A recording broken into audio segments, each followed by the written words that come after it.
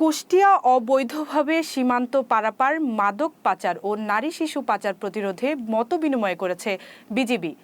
সোমবার সন্ধ্যায় কুষ্টিয়ার দৌলতপুর চর চিলমারি খারিজা থাক মাধ্যমিক বিদ্যালয়ে এ মতবিনিময় সভা অনুষ্ঠিত হয়।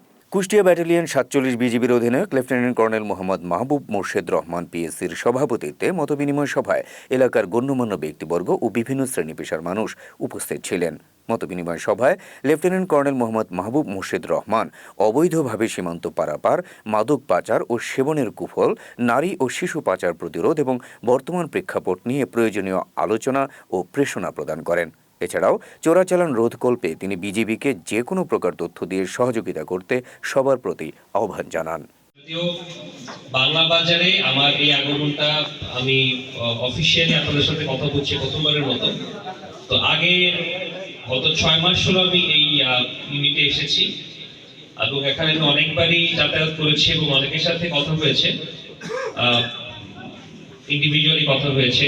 আমি আমার বক্তব্যের আগেও 40 পারায় কিছুটা বলেছি, বাট আমার মনে হয় আপনারা যারা আজকে এখানে বসেছেন আপনাদের সংখ্যা সর্বাধিক এবং আমি এতটুকু বলতে পারি যে আপনাদের সাথে মত বিনিময় করতে পেরে আমি নিজেকে সৌভাগ্যবান মনে করি। যদি এই দেশ না থাকে তাহলে বিজিবি থাকার কোনো প্রয়োজন নাই। যদি দেশের সীমান্ত না থাকে তাহলে আমাদের বর্ডার গার্ড বাংলাদেশে কোনো প্রয়োজন নাই। প্রথমে এটা বিশ্বাস করতে হবে এই দেশ আমাদের সকলের, তাই না?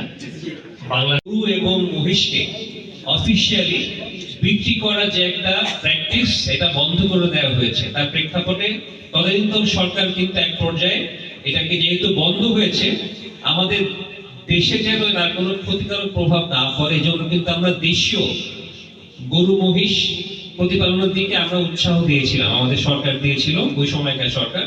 সেই প্র্যাকটিসটা এখনো চলছে, মানে ওটা এখনো বন্ধ অবস্থাতেই আছে। বাট যেটা মনে হচ্ছে যেহেতু একটা পরিবর্তন আসছে এবং ভারতীয়রাও তারাও পাঠাতে চায়, তাই না?